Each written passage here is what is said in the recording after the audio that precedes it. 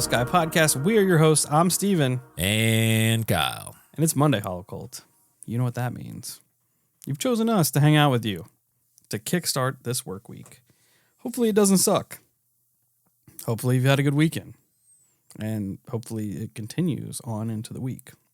But we appreciate you all choosing us to kick it, probably on your drive to work, your drive from work, during your workout, a lot of work stuff. It is what it is. Let me think here. This week, I've got you a ghost story. So get excited. Get fucking pumped. Hopefully it's Slimer. Yeah, it is. If you're new here and you don't want to listen to us talk, or if you're old here and you don't want to listen to us talk, just fast forward like 5 minutes. We'll get through all the business, and then you can just get to what you want to get to. That being said, check us out at all our social medias: Facebook, Instagram, YouTube, TikTok, Discord, Reddit. Search up the Holosky podcast. We'll be there. Come and join the community. Join the cult. You know the drill. It's a cool cult. If you want a different experience, you can hop on over to YouTube and subscribe over there, and you can watch us in real time. Say these very words to you. It's pretty cool. See, look, thumbs up for you all who came over here to the YouTube. If you have a paranormal experience you'd like for us to share on a future episode of our listener experience shows, Kyle has the details that you're going to want. I do. It's in the show note as always, but it's going to be holoskypodcast@gmail.com. Write your story out, shoot it over there. Any concerns, thoughts, ideas, whatever you got, send it there. That's where it will 100% be seen. Social medias kind of get bogged down and overran rather quickly. Also, if you've caught up on all of Holosky, go check out Uncomfortable Podcast. They got some good jams for you. And it'll help continue on with the oddities in your life. Yes. When you need more weirdness, go check out Homie Eric. He'll give it right to you. If you'd like to support the show, plenty of ways you can do it. You can hop on over to the Patreon if you need some extra stuff. For $7 a month, you get extra unreleased episodes that are just privy to the Patreon community. You get these very shows released early, ad-free. You get Casket Breath Jams over there. You get early access to merch drops, sometimes merch coupons, all kinds of stuff over there. Speaking of merch, holoskypodcast.com. Go over there, find some of the cool things like t-shirts, hats, beanies, stickers to rep the Holo Cult. And it's cool. We're going through some the back stock and whatnot, getting primed up to drop some new merch this coming season. So just kind of burning through that. You can also share the show word of mouth. To anyone that listens to podcasts, anybody that likes paranormal stuff, mysteries, just general weirdness, throw our name in the hat. Also, if you've got other shows you love and you think it'd be cool for us to do a collab, throw our name out there. Shoot that to them, and we'll see what happens. You can also go to wherever you listen to podcasts, your podcatcher, if you will, and leave us a 5-star rating and review. If I find it, I'll gladly shout you out. Oh, also on Spotify, you can't leave reviews, but you can leave ratings and comments. So do that as well. That helps us kind of push through that specific platform, which we're not really that good at on Spotify. We're trying our best. But anyway, yeah, do that. So this week's 5-star rating and review comes to us from our friend Astrophiles. I can't actually read the title because Apple's terrible and will only let me read I don't know what 10. 5 stars. Astrophiles says, Steve and Kyle are like the Gen X brothers I never had. Their banter never fails to amuse, and they find the coolest, weirdest stuff to dig into. 10 of 10, do recommend. Well, Astrophiles, you're like I don't know what generation you're from, but the brother we never had either. It's true. So thank you for the kind words and the 5 stars. And we're glad you're here. We are. The expansion of the Holo Cult is the idea that we want to send out into the universe. I'm giving you a medal sign. So, yeah. Thanks for the kindness. and the words. We appreciate you all. That being said, we're going to dive into a ghost story. I was struggling trying to find something to write about this weekend. I started like 50 episodes like I normally do, and then my ADHD kicks in and I get distracted and I can't focus. So finally I came across this. I run into some pretty cool ghost stories here and there, but this one's way, way different, right? So this week's episode dives into a subject that I struggle with a lot. The idea of ghosts. If any of us have, or any of you have dabbled in the world of the paranormal, you've clearly seen some of the following scenarios I'm getting ready to talk about. Like a group of people sitting around using a Ouija board to communicate with the spirit of someone that's long dead or attempt to make contact with a lost loved one. Classic ghost like scenario there. Yeah, that's like day one shit. Yeah. Or anytime you turn on your TV to the Travel Channel or History Channel, you get paranormal investigators using ghost boxes and REM pods and other paranormal electronic devices to try and prove the existence of said ghosts. Or there's a group of people conducting a seance around a table where they're trying to communicate with the ghost by moving or tapping on the table. Even further than that, you get stories of haunted houses, people living in old homes, seeing apparitions, and just essentially people of the past in spectral form. This goes on to spread into poltergeist activity as well, like in the last episode of the Incubus series, where things are being moved, keys being moved, the lotion bottles being moved. This is often attributed to ghosts as well. Very much what we think of when we hear the phrase ghosts kind of goes into the realm of like energy or like a spectral remnant of a person that existed in physical form but has died. It isn't here anymore. That's a lot of what we think of when we hear the term ghost, right? Yeah. Like that's a go-to. But it made me think of that Acacia Strain song, Names from It Comes in Waves, because it's got a very specific line in there. And it's also funny. I was thinking this when we were recording the last episode where you were talking about Tess and how it comes in waves. And I literally got it wrote down here. But if you haven't checked out the Acacia Strain and you like heavy music, do it because they're good, especially that album. But he has a line where he says, the ghosts that haunt this earth are different than you think, which in its own context really made me like question ghosts as a whole. So on one hand, you have those terms that we're very familiar with, right? Like it's the remnants of a dead person. It's the energy of someone that had been here, but it's not. But it also leads into a very different realm of things that I've come across that are essentially ghosts, but not ghosts of the dead, right?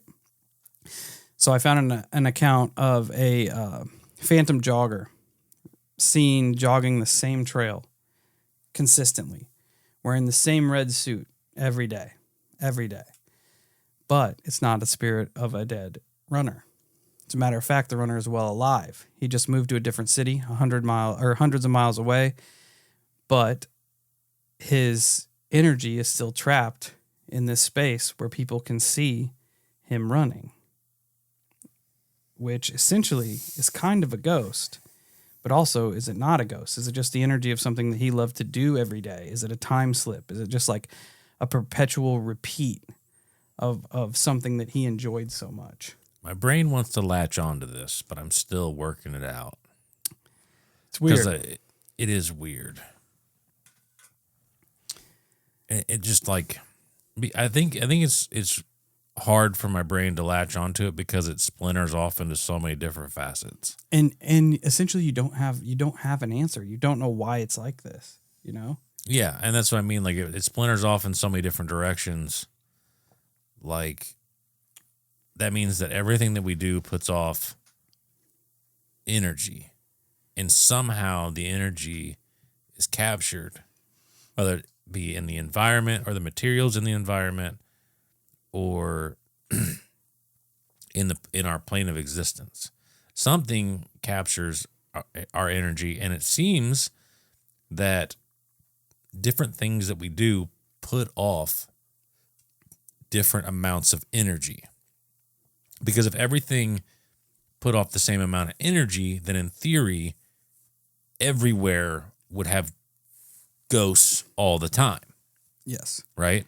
But obviously, most likely, he really enjoyed running, which maybe put off more energy because he was doing something that he enjoyed so much.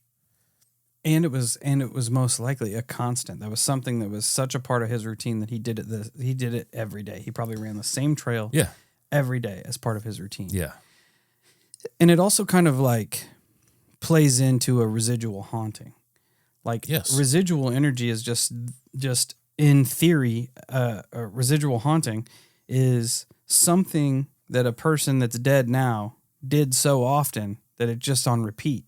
Does a person have to be dead for that energy to do that? But even that concept is bizarre when you start to dissect it, because you think about the way you move through this house, right?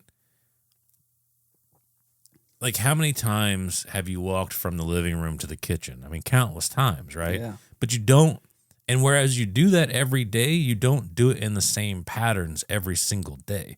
Not to mention that path from the kitchen or the living room to the kitchen is also intersected by the kitchen to the bathroom or the kitchen to the utility room. Like, you're intersecting points of energy, so to speak. But what makes this one so significant? Like with the runner, he's not the only person that runs on that trail. Arguably, probably not the only person that runs on that trail every day. Because I'm sure there's more than one person. And even if there's not, you know that there are people that are at least doing it twice a week. So what makes it so much more significant for him than not anybody else? It kind of gave me a weird vibe when you were talking about like the residual energy of me walking through the house, because it made me think of the shadow that I see walking the same path. What if that's just my residual energy from doing that? Could be. Or my future residual energy. It could be. It's because times soup. I don't know. And it confuses my brain a lot because, like I just pointed out, that there has to be some type of unknown factor to create energy. Because you like, let's just pretend I don't know exactly the path, but we'll just say it goes from that spare bedroom to your bedroom. That's the path this shadow person walks. What makes that path so significant versus every you other to place? The kitchen, you to the bathroom? You know what I mean? Like, what makes it so significant? It's like, these don't even necessarily tie into the actual crux of the episode, but I wanted to put these out there to, like, you know, conjure thoughts of like kind of take you out of the realm that ghosts are dead people, right? Which is exactly what we're doing. And I don't know. I don't know what makes these things stand out more than anything else. Like, why aren't we seeing spectral, like, vehicles drive? Like, I drive the same fucking 48 miles to work every goddamn day. You know, that's a good fucking point too, because arguably more people do that extreme consistency Also, over running in a park. Not enjoyable. It's definitely not, but that also could be attributed to pain, and we know yeah, you're right. Pain it definitely puts off energy and will create hauntings. And I think, in a nutshell, the way I'm vibing right now, I know it's early in the show, but I feel like Ghost is one of them, like, blanket categories. Yeah. And then there should be subcategories of ghosts. Or maybe it's misidentification. You know what I'm saying? Where it is what it is, you know? Because a lot of people would argue demons are aliens, aliens are demons. What if we're both seeing the same thing? It's just one's calling it one, the other's calling it this, and it's actually the same. You know, there's so many different possibilities. It is in that. Interesting, bro. And not to mention the entire field in itself is still unexplained for the most part. So people are kind of just taking shots in the fucking dark here. Yeah, because, like, we essentially don't know what happens after we die. And like you said, the biggest trope is like seeing a semi-transparent thing, spectral image moving, and everybody says the same thing. That's a ghost. I just saw a fucking ghost. Yep. I got a couple more examples that make you question, and I got a couple examples at the end after the crux of the episode, which it really got my brain going, kind of like how Kyle's is going right now. Yeah, it's just hammering. I was spinning off on that. Like, we also have the Dawdleston time messages, which we covered way back in episode 108. I think it's called Ghost in the Machine. Go check it out if you haven't listened to it yet. Essentially, a man moves into an old house, and he has very textbook ghost hauntings. You know, like he sees weird footprints in the dust in his house, and then like something takes coal out of the fireplace and starts writing weird images on the wall. But it quickly spirals after he gets a computer, and whatever this presence is communicating to him through the computer. He thinks it's a ghost, but the entity or energy or whatever that's communicating on the other end of this thinks he's communicating with someone from the future. So which timeline is right? Right. Who's out of place there? Which leads into this other more recent encounter that I picked up off of TikTok. There is a creator over there called Kalani. He ghost hunts. Go check him out. He's awesome. In 2023, he went on a tour where each month he stayed in a different haunted location and tried to make contact with essentially ghosts, right? One time he was using a Ouija board. And as he was doing this, he began communicating with a entity who called himself Raymond. Kalani's kind of go-to was he always would ask, "What year is it for you?" And Raymond responded, 2082. So Kalani's like, that's ahead of me, not behind me. That's weird, right? And Raymond essentially started asking Kalani to do very ghost-like things through the Ouija board, like tap on the walls, you know, for yes, or knock 3 times for yes, which made Kalani feel like Raymond thought that he was the ghost, which kind of, you know, having those roles reversed with the ghost hunter is very weird. So Kalani's kind of trying to think ahead, you know, and he asks Raymond what his grandfather's name is. He's thinking, you know, Raymond's 50 years in the future. His grandfather's probably alive in my present day. Let me see if I can look him up. So Raymond gives him the grandfather's name. Kalani goes onto Facebook and finds a person matching this name from the same city that Raymond told him he was from. So as Kalani's like vetting and digging into this, essentially the grandfather of the Raymond that he was talking to, he sees that this grandfather of Raymond is deep into like astral projection and interdimensional travel, like Facebook pages. And Kalani's kind of scrolling through his feed. The last message this guy posted was, "This is getting dangerous. I've got to go."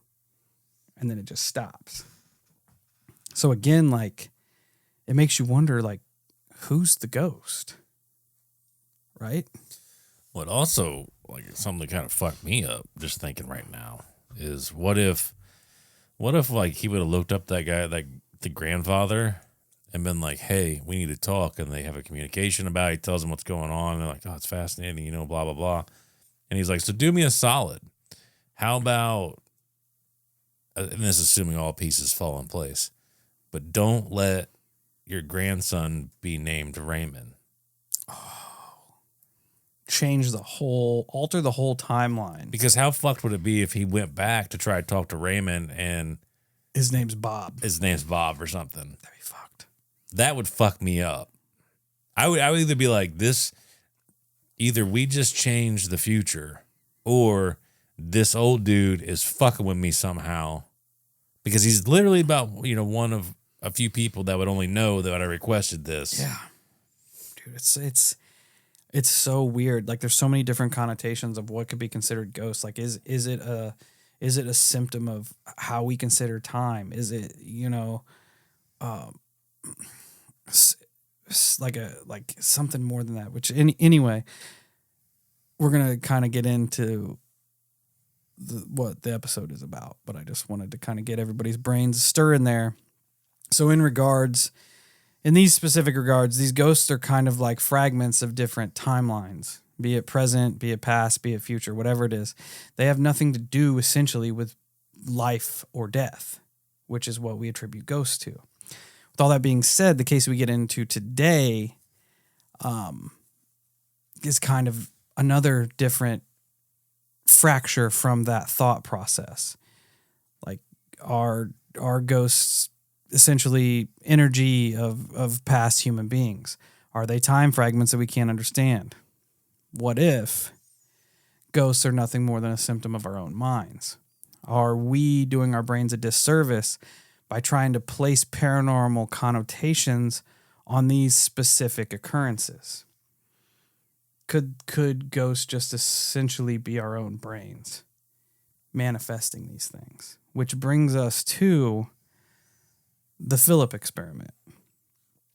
And to get into the Philip experiment, in the early 70s, some paranormal researchers kind of got together and were thinking about what ghosts are and what poltergeist phenomena is. And is it just a manifestation of our own brains, as I just mentioned? This group of researchers set out to prove just that, with some very odd results. So basically, the Toronto Society for Physical Research, the TSPR, set out to see if they could create a ghost.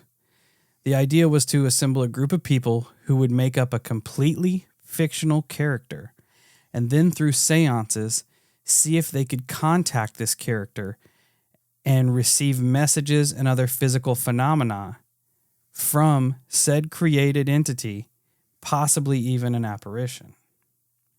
Can you create a ghost? Which that in itself is fucking crazy. It is crazy. But I still feel like this is a general mislabeling of things. So the TSPR, under the guidance of a Dr. Owen, assembled a group of 8 people, culled from its own membership, none of who claimed to have any psychic gifts. That was a thing that they couldn't, I guess, have connections to the other worlds, right? The group, which became known as the Owen Group, consisted of Dr. Owen's wife, a woman who was the former chairperson of Mensa, an industrial designer, an accountant, a housewife, a bookkeeper, and a sociology student. A psychologist named Dr. Joel Witten also attended many of the group's sessions as an observer. The group's first task was to create their fictional historical character. Together, they wrote a short biography of the person they named Philip Aylesford. This is a kind of a part of the biography that I found. It's not the whole thing, but it's just kind of in short here. So Philip was an aristocratic Englishman living in the middle 1600s at the time of Oliver Cromwell.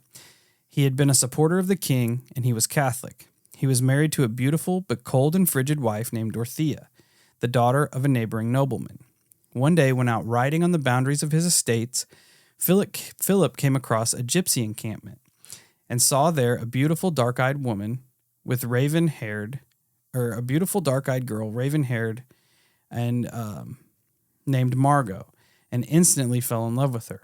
He brought her back secretly to live in the gatehouse near the stables of their manor and his home. For some time, he kept his love nest secret, but eventually Dorothea, realizing he was keeping someone else there, found Margot, accused her of witchcraft, and stealing her husband. Philip was too scared of losing his reputation and his possessions to protest the trial of Margot. She was convicted of witchcraft and burned at the stake. Philip was subsequently stricken with remorse that he had not tried to defend Margot and used to and used to pace the battlements of the town of Diddington in despair. Finally, one morning, his body was found at the bottom of the battlements, whence he had cast himself off in a fit of remorse. So essentially, he just was so heartbroken that he didn't do anything, that he ended He his shouldn't own have life. been such a pussy and let it play out that way. Yeah. Because, damn, that's a harsh punishment. Yeah. Being burned at the stake for... That wasn't even her fault. No.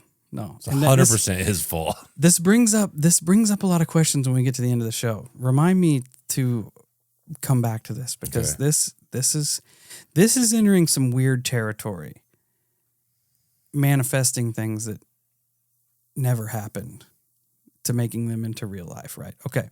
The Owens group even enlisted artistic talents of one of its members to sketch a portrait of Philip. With their creations, life and appearance now firmly established in their mind, the group began in the second phase of the experiment, which is contact.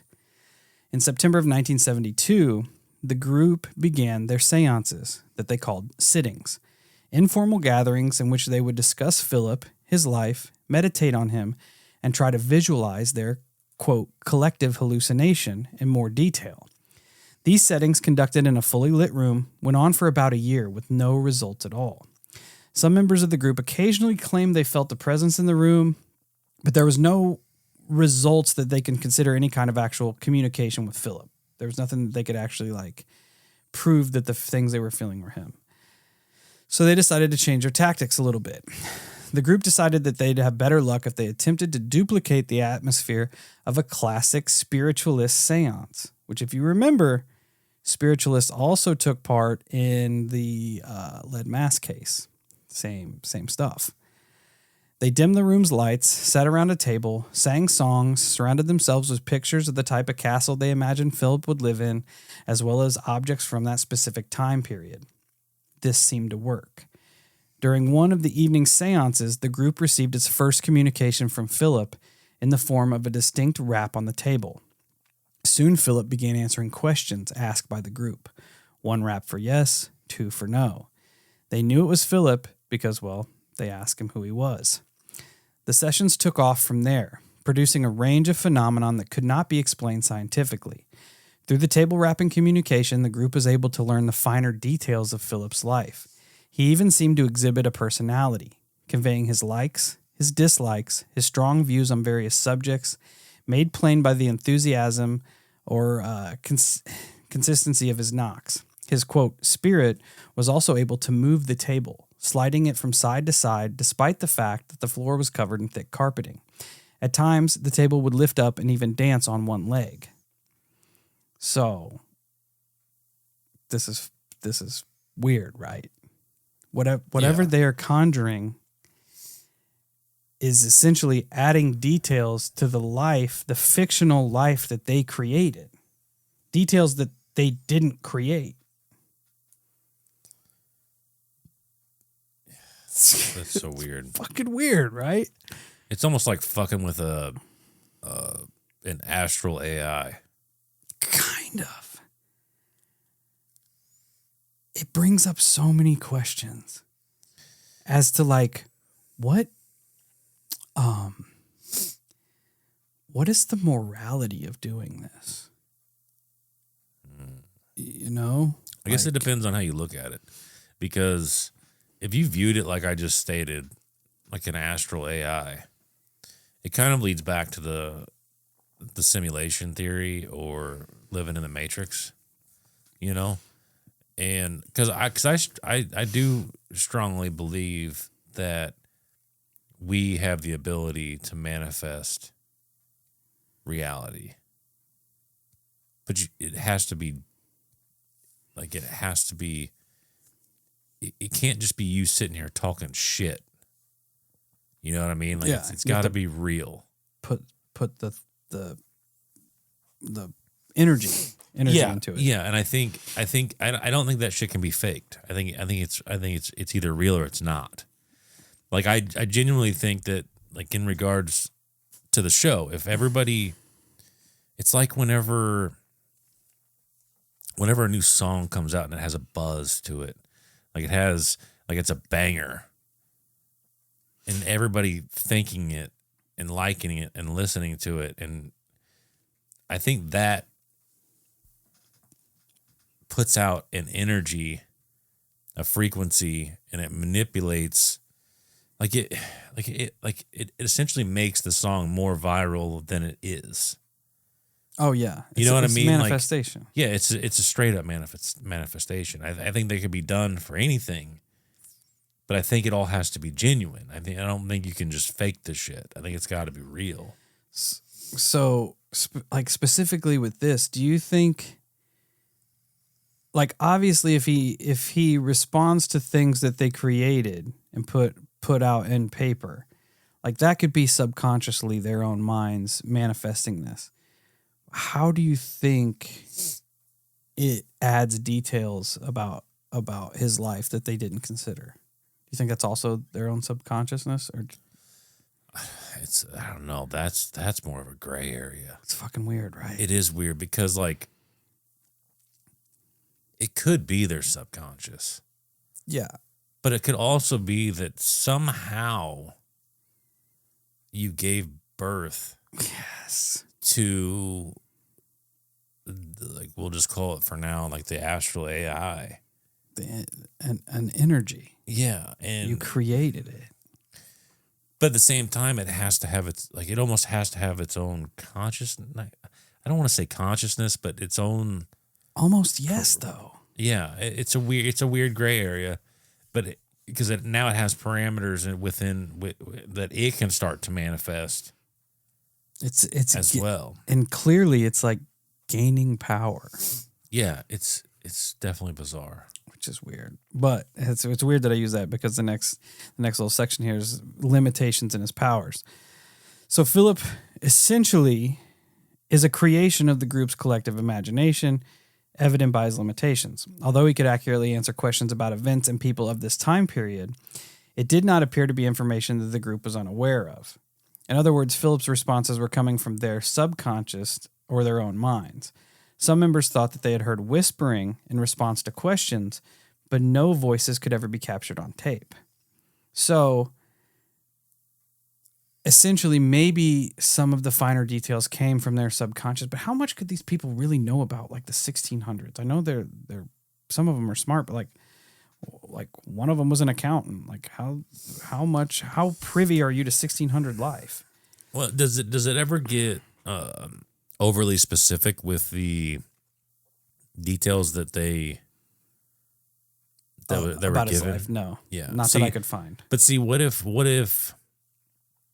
the subconscious context that's being talked about is, well, I have a general idea of how someone lived within the 1600s. Therefore, you can kind of play it out. Yeah, you kind of like visualize like DMing it, you know, like yeah. That makes sense too. Yeah. Philip's psychokinetic powers, however, were amazing and unexplained. If the group asked Philip to dim the lights, they would dim instantly. When asked to restore the lights, they would come back on. The table around which the group sat was almost the focal point of the peculiar phenomena. After feeling a cool breeze blow across the table, they'd ask Philip if he could cause it to start up and stop at will. He could, and he did. The group noticed that the table itself felt different to the touch whenever Philip was present, having a subtle static electricity or alive quality about it. Quote, alive is what they called it. On a few occasions, a fine mist would form over the center of the table. Most astonishing, the group reported that the table would sometimes be so animated that it would rush over to meet latecomers coming to the session, or even trap members in corners of the room. So, did you just give birth to a new creature at that point? Because I didn't hear you wrong, right? Like, the table is greeting people. Yeah, would be excited to see the new people from the original 8 coming in. That's fucked. I don't know. Because you can, it's like it feels like Tulpa energy. Yeah, well, and I mean, you could explain away some of the shit, right? You could explain away Ouija board answers. You can explain away some. You can't. I don't see how you're explaining away a table moving or the lights turning on and off. No. You know, That's different. Unless the brain is capable of things that, like, I don't know, maybe we're not privy to. could be. I mean, there's still a lot that we have yet to learn, obviously. Which is, But I guess it would be like a mass hysteria delusion, almost like it's almost like a consciously induced acid trip at that point. so weird. Because it would be like arguably a form of psychosis. It's so weird. You're believing your own shit so much that it's manifesting, but it's all manifesting within all your minds because you're sharing your consciousness. Yeah. Outside of, that's going down on a different avenue of them actually, whether they're talking to something and it's just straight up manipulating all of them, or they've somehow created some type of fucking energy or tulpa or whatever it is. It's so fucking weird, bro. It's hard to wrap your brain around. Because, like, once it's created, now I don't even feel like they know what they're doing. No, there's no way they know what they're doing. I feel like they had a very precise experiment where they're like, we're going to create this ghost. If on the minute chance that this produces something, it's going to be within the parameters of the character that we built, right? Mm-hmm. It's going to be in these parameters, and now it's not. Now it's physically altering the time period and the world that we're in. And this can't even be attributed to a time slip because this thing never existed until they thought it into existence. And now it's here, now it's present, now it's physical, now it's altering the objects in the room in this existence as nothing more than a collective thought. It's fucked up. It is fucked up. It's fucked up because I don't know. There's just so many avenues you can go down right now. Like you could even argue, like you go back to you talking in the beginning about the dude that was talking to somebody from the future.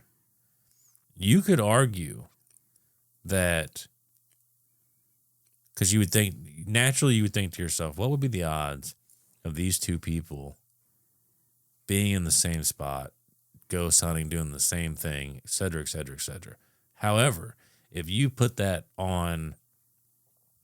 across a multiverse spectrum and a time is slush spectrum, well, then the odds are, they're 100% because inevitably, no matter what situation you create, it's taking place there. It's taking place somewhere in time. Constantly. Yeah. With just minute different things happening. Because everything that in that theory of time, everything that could is taking place at the same time. Well, not only that, but even like we've talked about before, because you would take that example too and lay it on top of like the universes are infinite. Like you've done every single thing within every single moment. You know what I mean? Like, yep. It just layers out. So if you layered the time on top of that, it's inevitable. It's happening. And the crazy thing is that you bring that up. If that were the case, there is a universe where Philip existed. Right. Which is even more fucked. Yeah. My brain can't handle it. I don't think anybody's brain can handle that. No. But diving back in, the climax of the experience was a seance conducted before a live audience of 50 people. The session was also filmed as part of a television documentary. Fortunately, Philip was not stage shy, performed above expectations. Besides the table rappings and other noises from around the room, making the lights blink off and on, the group actually attained full levitation of the table. It rose only a half an inch above the floor, but this incredible feat was witnessed by the group and the film crew. Unfortunately, the dim lighting prevented the levitation from being captured on film. You can actually go on YouTube and watch the filmed Philip experiment. That's crazy. It's out there. So if you want to, definitely search that up. Again, it's older footage, but it's fucking weird. So although the Philip experiment gave the Owen group far more evidence than they ever even imagined, I feel like they thought none of this was going to come to fruition, which is crazy because they went a year without anything. And I don't know how often they show. Maybe they did it once a month. Maybe they did it like once a quarter. They only got together a few times. I don't know. But the fact that they kept pushing it until it did happen kind of leans more toward that manifestation. The only thing is that they did not attain one of their original goals, which is to have Philip actually materialize. Which what would happen if that were the case? If an apparition of this man showed up? You just created essentially an entity from nothing, which the aftershocks from that are crazy to think about. Not really. I mean, look at Zeus, Ares, God.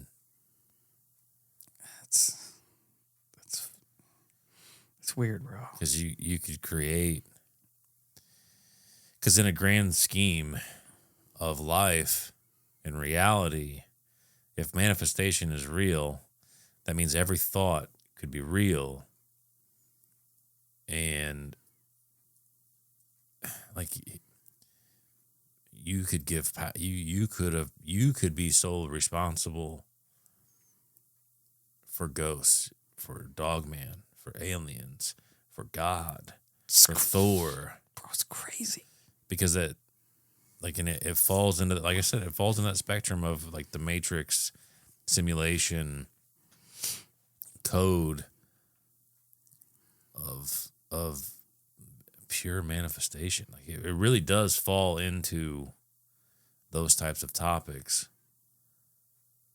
It's super complex. It's making my brain really stretch its fucking limits right now. It sucks. But it's possible, right? It's possible. And when enough people put, however we do it, I don't even think we realize what we're doing when we're doing it. But because there's a difference, even in the way that humans talk with each other. There's a difference whenever I'm working for said clothing company and I'm trying to pitch you on on this article of clothing. There's a clear difference between that and then me finding a jacket that I absolutely fucking love and I'm telling you about that jacket. There's two completely different things there. Yeah. Right?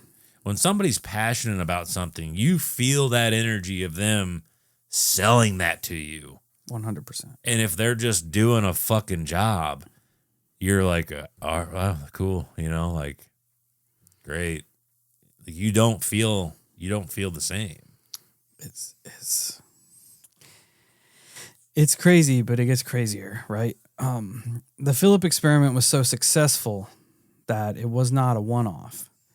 The Toronto group essentially the Toronto organization decided to try it again with a completely different group of people and an entirely new fictional character.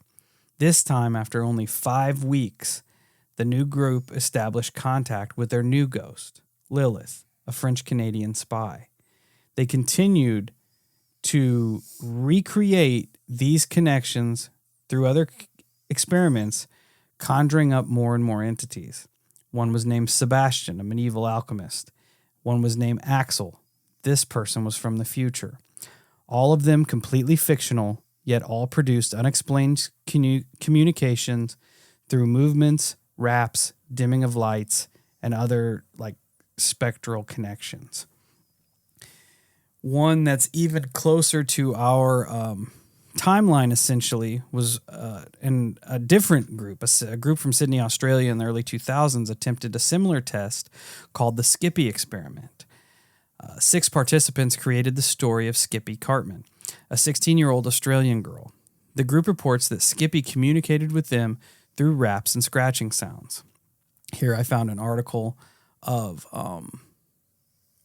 this said Skippy case.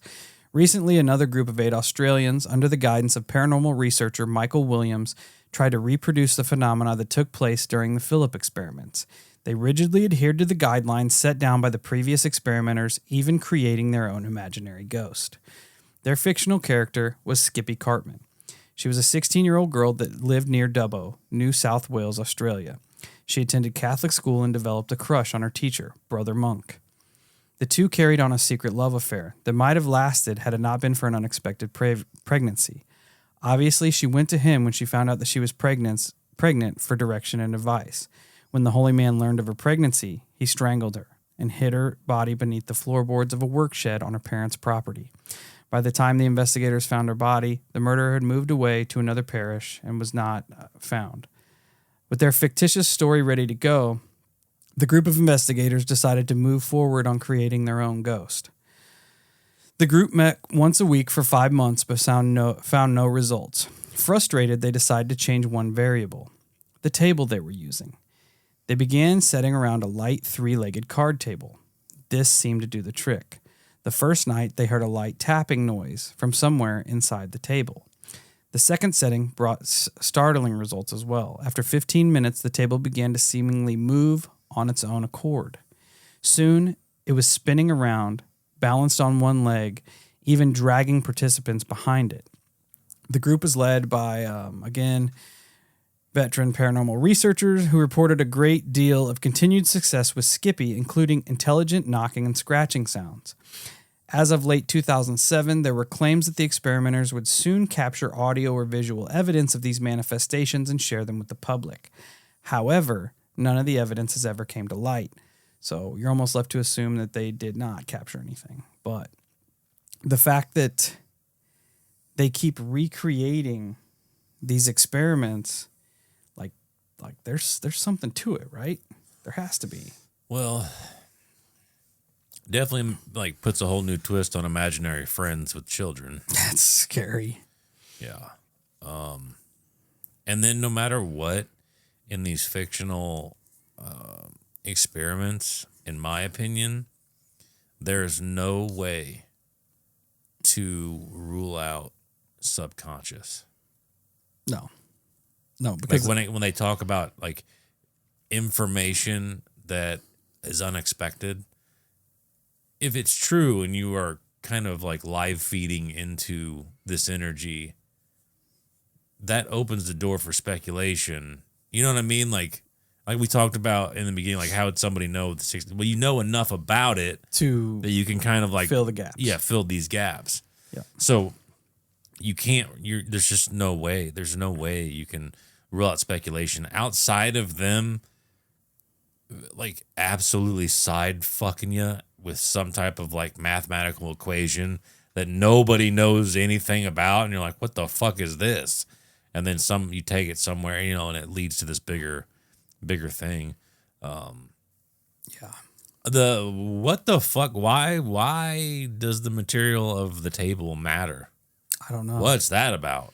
I don't know, man. That's what's got me fucked up. They both had to change like certain variables to get things going, which is also weird. If it's just their subconscious producing this, like why didn't the original setup work? Yeah. Which is it's so bizarre. I don't know, man. I don't know. Kind of. Those were the two instances, but like I said, they recreated the experiment multiple times. Not only the Owens group, but other paranormal groups. And while I didn't look into it, I just was sitting here thinking about it. When the Newkirks went on tour this past year with their ventriloquist dummies, their like tagline was "Help us create a ghost." Yeah, I remember you showing that. I wonder if they did something similar They probably did. to this Philip experiment. They probably did. Because they have the following to have a mass manifestation, which is crazy. A couple more interesting little cases I found later on, not so much so in the realm of creating a ghost particularly, but other instances of what could possibly be considered as ghosts. So one I found was a man by the name of Terry Waite, who was held hostage in Beirut. He often, like, as his kind of safe place, he would imagine places back home that he felt attached to, right? Like going to the ice cream shop or going to church. During his time when he was in captivity, at least 2 people recall seeing a ghost-like figure of Terry walking around these same locations that he was imagining himself in while he was being held hostage. Also, we have a case of Alexandra David Neal. She journeyed through Tibet, and one of the many mystical techniques that she studied was that of Tulpa manifestation. A tulpa, according to traditional Tibetan doctrines, is an entity created by the act of imagination, rather like the fictional characters of a novelist, except that tulpas are not written down. David Neal became so interested in the concept that she decided to try to create one. The method involved was essentially an intense concentration and visualization. David Neal's tulpa began its existence as a plump, benign little monk, similar to Friar Tuck. It was at first entirely subjective, but gradually with practice, she was able to visualize the tulpa out there, like an imaginary ghost flitting about the real world. In time, the vision grew in clarity and substance until it was indistinguishable from physical reality, a sort of self-induced hallucination. But the day came when the hallucination skipped from her conscious control. She discovered that the monk would appear from time to time when she had not willed it or thought about it. Furthermore, her friendly little figure was beginning to slim down and taking on a distinctly sinister aspect. Eventually, her companions, who were unaware of the mental disciplines that she was practicing, began to ask her about the stranger who had turned up in their camp, a clear indication that the creature was now well out of her realm of imagination and in objective reality. At this point, David Neal decided things had gone too far, and she applied a different Lamaist techniques to reabsorb the creature into her own mind. The tulpa proved very unwilling to face its destruction in this way, so the process took on several weeks and left its creator very exhausted. That was just a couple more instances of things that could be considered ghosts that, like, I guess aren't ghosts, whatever ghosts are. Like, but back to the Philip experiments. If this is the case,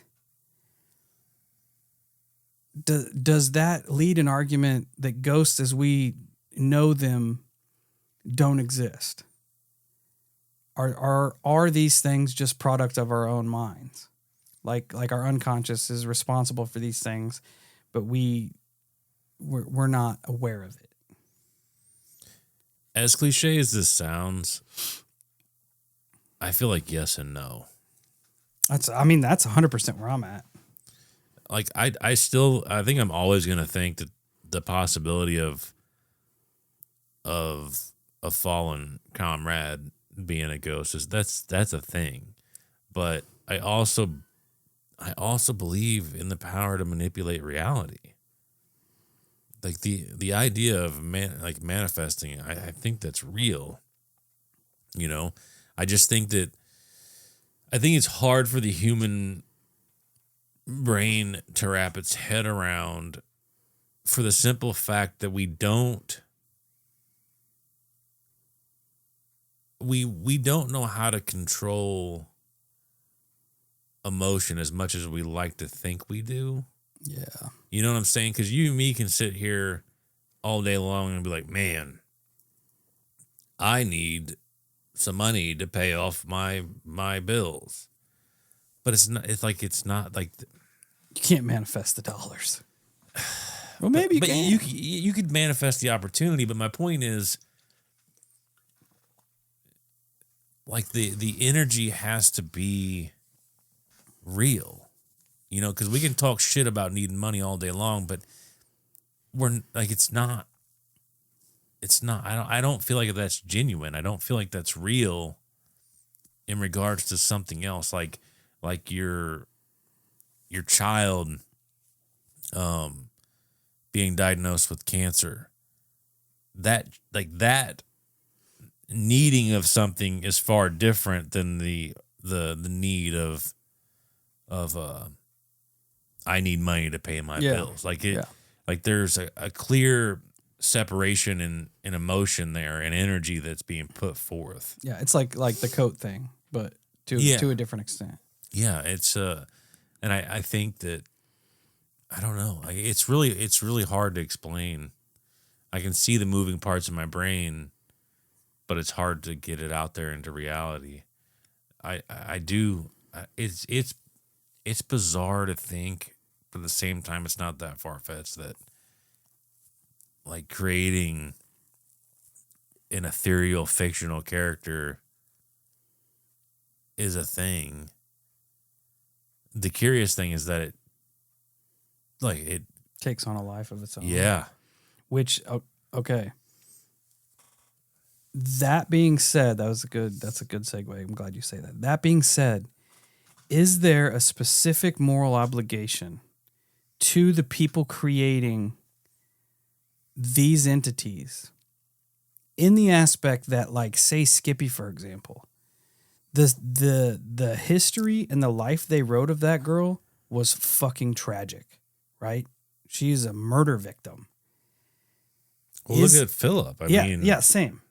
Is there some moral obligation that if you were going to essentially put the energy into creating that entity, like, that's on you now? Once that manifests into something physical, like that entity's history is hers, and you've created that for her. That includes, like, all the trauma that came with being murdered, and all the trauma that came with being manipulated by someone you trust. Yeah, it's fucked up, right? Yeah, that's agree. a weird moral quandary there. I don't think there's anything weird about it. I think you would venture into wrong. Well, yeah. Because no matter, like, it's also very interesting that you point that out, that those are the ones that worked better are the ones of traumatic background. It almost makes me want to look into the other ones, like the spy and stuff, to see if that, if trauma is the key, is imperative. Yeah. Which I feel like it still doesn't make any fucking sense. The fact I don't understand why it matters. You know what I mean? Because it's a fictional fucking character. It's not real. Until why does the significance of trauma, unless trauma in itself, the visualization of trauma in our own brains triggers something different than a joyous moment in our brains? Because essentially, which could also be a fucked up scenario too, because we don't know how far down the rabbit hole this goes, but essentially you're creating said thing right here with, like, it's taking energy from me and you and that person and that person and that person and that person, all to believe this backstory, all to help create this backstory, and then we're pouring our energy into said thing. You know, like, what if we have a finite amount of this energy that we can just dump out into the fucking universe? What if it's not, like, infinite? Oh, that's crazy to think about too. Because then it's like, or even if it is infinite, I guess it doesn't matter, because essentially at the end of the day, like, the imaginary trauma that you think of is then translated into energy, which then leaves you to go into this entity that is now housing traumatic energy, which is, even though it's fucking made up. crazy. I don't know, man. It's fucking weird. It leads into a point that the original article made, which didn't. I don't think they meant for it to go this direction with the trauma and stuff. We hit that on our own, but the original article stated another point of view is that Philip was a completely fictional character, but that the Owens group really did contact the spirit world, and a playful or demonic entity took the opportunity of these seances to take on the form of Philip. Yeah, I said that. I said similar earlier. I said it could be just full on manipulation. Yeah, like which is also always. I mean, it is kind of like our thing now to kind of throw manipulation into the mixing pool, which I think is fair. I think it's a fair possibility to the entire situation, but it's also weird to kind of argue against that.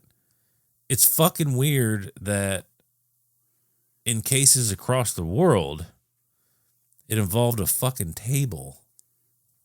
Yeah, that is that weird. did like this balancing act on one leg type shit.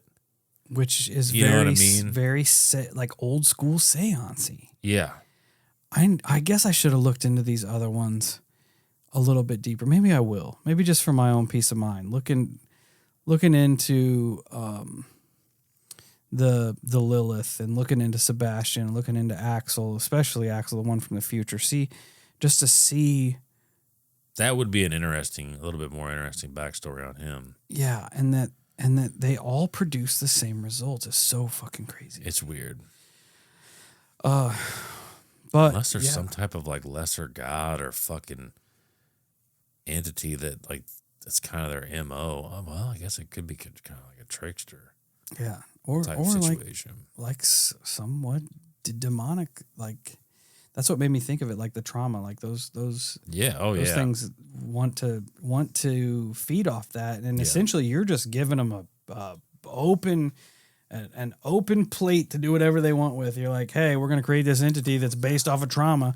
Here you go. Yeah, like what if like I've just like in my head I just got a visual of like. What like imagine an ethereal fucking slug just waiting for a body. Yeah, and like you essentially have like you guys are putting so much thought into this backstory of trauma that it like now it's there ready to feed. Yep, and just creates this. You've given it a history, you've given it a face, you've given it a body. You built a suit for this thing. That's fucking gross. Yeah. I don't know. It's a hard one. Like there's a lot of avenues to run around and play with on this one. Yeah. And I end it with like, again, it's one of those things where we're pretty much left with more questions than we got answers to. And it makes like, it's probably a conglomeration of everything. Maybe ghosts and apparitions are not just like limited to the dead. Maybe it also includes, remnants of the living. Maybe it also includes like our brains creating these things, which essentially could open up doors to spiritual things. I don't know, man. It's fucking weird. It is weird. But yeah, all we know is there's a lot of shit we just don't know, right? Yeah. That's a given. That's where we're gonna end that on. I'm curious. Yeah, check it out. You can look up the original Philip experiment on YouTube. Go and watch that. Curious as to everyone's thoughts. Just kind of stumbled on this one actually last night, so hope everybody enjoyed it. And yeah, man, I don't know. Makes my brain hurt. Makes me feel dumb, and makes me realize there's so much stuff that we don't know. But again, happy Monday. Hope everybody had a good weekend. Thanks for kicking it with us. And check us out at all the normals. Till we meet again, stay safe, stay weird. And in the words of our old friend, the Acacia Strain, the ghosts that haunt this earth are different than you think.